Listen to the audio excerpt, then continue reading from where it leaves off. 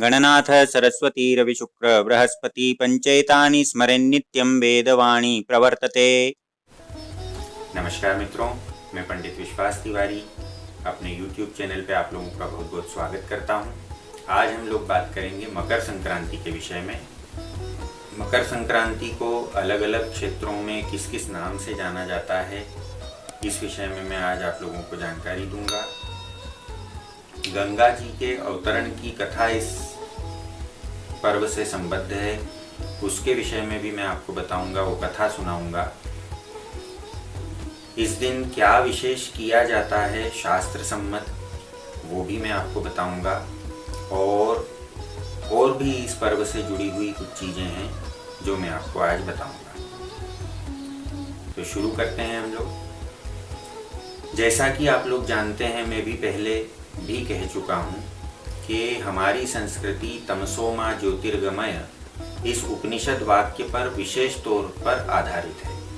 तो जितने भी हमारे भारतवर्ष के हिंदुओं के, आर्यों के व्रत पर्व त्योहार हैं, वो सारे के सारे व्रत पर्व त्योहार प्रत्यक्ष या परोक्ष रूप से इसी उपनिषद वाक्य से जुड़े हुए हैं।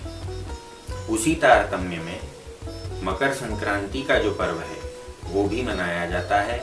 मकर संक्रांति का पर्व सूर्य के दक्षिणायन से उत्तरायण में होने के उपलक्ष्य में मनाया जाता है। इसी दिन से सूर्य उत्तरायण होते हैं। सभी प्रकार के मांगलिक कार्य जो रुके हुए थे खरमास होने के कारण, उनको फिर से शुरू किया जा सकता है। सभी प्रकार के मांगलिक कार्य किए जा सकते हैं। और आज का दिन इसलिए भी विशेष है क्योंकि देवताओं की रात्रि समाप्त होती है और दिवस शुरू होता है। तो देवताओं के दिवस के आरंभ के रूप में भी इसको मनाया जाता है। विशेष तौर पे शीतकाल के प्रभाव और सूर्य के मंद होने के कारण जो रात्रियां बढ़ जाती हैं, अर्थात अंधकार की बढ़ोतरी इस समय तक हुई रहती है, वो आज से समाप्त हो जाती है और दिन का बढ़ना चालू हो जाता है। तो प्रकाश की अधिकता और अंधकार की कमी, अर्थात खराबियों का, नकारात्मकता का ह्रास होने लगता है और धनात्मकता का, उचित उत्कर्ष का प्रारंभ हो जाता है। सभी प्रकार के पुण्यों को देने वाली ये तिथि है, ये पर्व है। भीष्म पितामह से भी इस पर्व का संबंध है क्योंकि भीष्म पितामह युद्ध की समाप्ति के बाद भी बाणों की शैया पर लेटे हुए सूर्य के उत्तरायण होने का रास्ता देख रहे थे। इस दिन सूर्य उत्तरायण हुआ और उसी के बाद में भीष्म पितामह ने अपनी देह त्यागी थी। विष्णु भगवान ने राक्षसों का संहार इस दिन किया था, इसलिए भी इस पर्व को मनाया जाता है, बुराई पर अच्छाई की विजय के रूप में। गंगा जी पृथ्वी पर जब आई थीं तो इसी दिन सागर से कपिल मुनि के आश्रम में उनका मिलन हुआ था, इसलिए भी इस पर्व को मनाया जाता है। गंगा सागर में विशेष मेला आयोजित होता है, लाखों लोग इस दिन वहां पर जाते हैं। उत्तर भारत में इलाहाबाद नाम के क्षेत्र में, जिसे आजकल प्रयाग कहा जाता है, प्रयाग में गंगा यमुना सरस्वती के संगम पर इस दिन स्नान करने का बहुत महत्व है। और माघ के पूरे महीने, एक महीने तक वहाँ पर मेले का आयोजन होता है और सभी साधु संत और भक्तजन वहाँ जाकर के स्नान आदि करके पुण्य लाभ प्राप्त करते हैं। इस दिन सबसे विशेष बात यह है कि तिल का 6 प्रकार से इस दिन उपयोग करने का शास्त्र ने निर्देश दिया है। चूंकि शीतकाल का समय लगभग बीतने को होता है, तो शीतकाल की हवाओं के कारण त्वचा जो है उसमें रूखापन बहुत आ जाता है। तो तिल का सबसे पहला उपयोग जो होता है वो उबटन के रूप में होता है।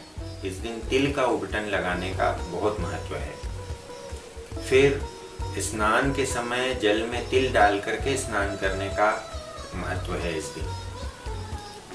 हवन कर्म करने के लिए तिल का उपयोग करने का इस दिन बहुत महत्व है। तिल से हवन किया जाता है, चाहे वो देवताओं के लिए हो चाहे पितरों के लिए हो। और हवन के बाद में तर्पण जो किया जाता है, तर्पण भी तिल को डाल करके तर्पण किया जाता है। इस दिन अपने पितरों के लिए तर्पण पिंडदान आदि करने का भी बहुत महत्व है।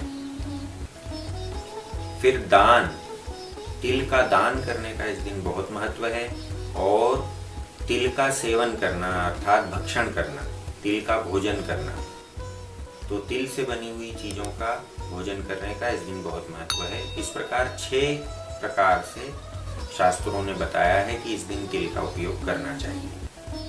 पंजाब और हरियाणा के क्षेत्र में लोहड़ी के नाम से इस पर्व को मनाया जाता है।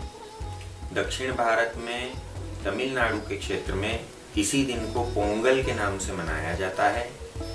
असम में इसे बिहू के नाम से जाना जाता है। और उत्तर भारत में उत्तर प्रदेश, बिहार आदि में इसी पर्व को खिचड़ी के नाम से मनाया जाता है। इस दिन चावल और दाल को मिला करके खिचड़ी पकाई जाती है और तिल आदि के साथ में, तिल गुड़ के साथ में खिचड़ी का भी भोजन किया जाता है। इसका बहुत महत्व है। तो आप सब लोग भी इस प्रकार से इस पर्व को मनाएं। विशेष तौर पे सूर्य के पूजन का इस दिन बहुत महत्व है। यदि कुंडली में किसी प्रकार से भी सूर्य पीड़ित हो या पीड़ादायक हो, चाहे वो नीच का हो, चाहे शत्रु क्षेत्री हो, चाहे योग कारक न हो या योगों को रोक रहा हो, किसी भी प्रकार की सूर्य से संबंधित समस्या हो, तो इस दिन सूर्य की विशेष आराधना करने से शुभ फल प्राप्ति होती है। मैंने जैसे बताया आपको कि गंगा अवतरण का इस दिन से बहुत बड़ा संबंध है। गंगा जी पहले तो ब्रह्मलोक में ही निवास करती थी, बाद में पृथ्वी पर आई हैं। एक समय की बात है, महाराज सगर ने, जो रामचंद्र जी के पूर्वज थे, तो सगर महाराज ने सृष्टि व्यवस्थित चल सके, वर्षा आदि नियमित हो सके, अकाल का निवारण हो जाए, इसके लिए अश्वमेध यज्ञ आयोजन किया। अश्वमेध यज्ञ के घोड़े को जब उन्होंने छोड़ा तो इनका पुण्य बढ़ता हुआ देख करके इंद्र को चिंता हुई कि कहीं सगर महाराज का पुण्य अधिक बढ़ गया तो मेरे आसन का संकट ना आ जाए। तो उन्होंने घोड़े को चुरा करके ले जाके कपिल मुनि के आश्रम में छुपा दिया। सगर महाराज के जो 60,000 पुत्र थे, वो सब विभिन्न दिशाओं में ढूंढते ढूंढते कपिल मुनि के आश्रम में पहुंचे और वहां घोड़े को पा करके मुनि को अपमानित करने लगे। मुनि को जब सगर पुत्रों ने अपमानित किया तो मुनि अप्रसन्न हो गए। क्रुद्ध होकर के मुनि ने श्राप दे दिया और भस्म कर दिया उन सारे पुत्रों को। जब महाराज सगर को ये बात पता चली तो महाराज सगर बहुत दुखी हुए। उन्होंने मुनि के पास में आकर के और प्रार्थना की कि अब मेरे पुत्रों का उद्धार किस प्रकार होगा। तब कपिल मुनि ने बताया कि ब्रह्मलोक में जो गंगा हैं वो जब पृथ्वी पर आएंगी और उनके जल से इनके भस्म का स्पर्श होगा, उस समय इन लोगों का उद्धार होगा। सगर महाराज ने ये बात जैसे ही सुनी तो सगर महाराज तपस्या करने चले गए। तपस्या गंगा जी के लिए करते करते उन्होंने देह त्याग कर दिया। सगर महाराज के देह त्याग करने के बाद में उनके पौत्र अंशुमान जी ने तपस्या की, उन्होंने भी अपना शरीर छोड़ दिया। फिर दिलीप हुए, उनके पुत्र दिलीप ने तपस्या की, लेकिन दिलीप का भी शरीर तपस्या में ही समाप्त हो गया। दिलीप के पुत्र भगीरथ जो थे, भगीरथ ने भी गंगा की तपस्या की। तो गंगा आकाश मंडल में प्रकट तो हुई, परंतु विवशता बताई कि मेरा वेग इतना तेज है कि यदि मैं पृथ्वी पर आई तो सीधे पृथ्वी समेत पाताल में चली जाऊंगी। तो यदि मेरा वेग रोकने का कोई उपाय आप कर सकें तो मैं पृथ्वी पर आने के लिए तैयार हूँ। भगीरथ जी ने विचार किया कि मेरी तपस्या निष्फल हो गई। जब ये बहुत ही हताश निराश हो गए थे, उस समय नारद जी इनसे मिले और नारद जी ने कहा कि आप शिव जी की तपस्या करिए, शिव जी प्रसन्न हो गए तो आपकी समस्या का निराकरण हो जाएगा। भगीरथ जी ने शिव जी की तपस्या की, शिव जी प्रसन्न हुए और शिव जी गंगा के वेग को रोकने के लिए, धारण करने के लिए राजी हो गए और भगीरथ से कहा कि तुम गंगा का आवाहन करो। गंगा जी का जब भगीरथ ने आवाहन किया, शिव जी अपनी जटाएं खोल करके खड़े हो गए। गंगा जी स्वर्ग से जब पृथ्वी की ओर आईं तो शिव जी ने गंगा को अपनी जटा में समा लिया।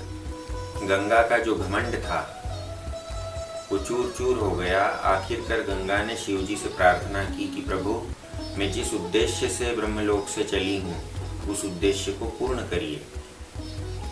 शिव जी ने गंगा की स्तुति सुन करके अनुग्रह पूर्वक अपनी जटा का एक छोर खोला और उसमें से एक धार गंगा की छोड़ी। वही धार पृथ्वी पर आई और आगे आगे भगीरथ चलते गए, पीछे पीछे गंगा उनका अनुगमन करती हुई चलती गई। भगीरथ के कारण धरती पर गंगा आई, इसलिए इनका एक नाम भागीरथी भी हुआ।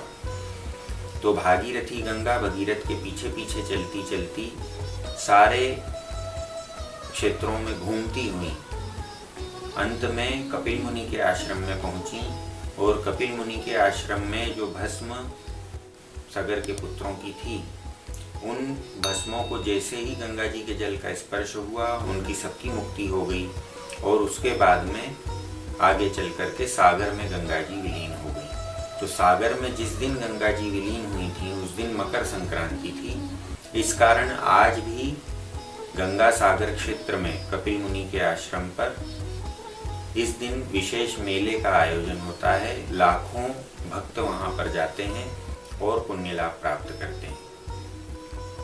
इस दिन गंगा जी में स्नान करने का बहुत बड़ा महत्व है।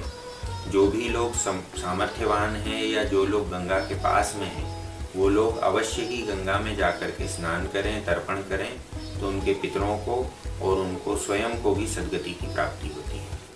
आज के वीडियो में इतना ही। वीडियो आप लोगों को अच्छा लगा हो तो आप लोग लाइक करिए, शेयर करिए, सब्सक्राइब यदि नहीं किया है तो कर लीजिए और बेल आइकन दबाना बिल्कुल मत भूलिए।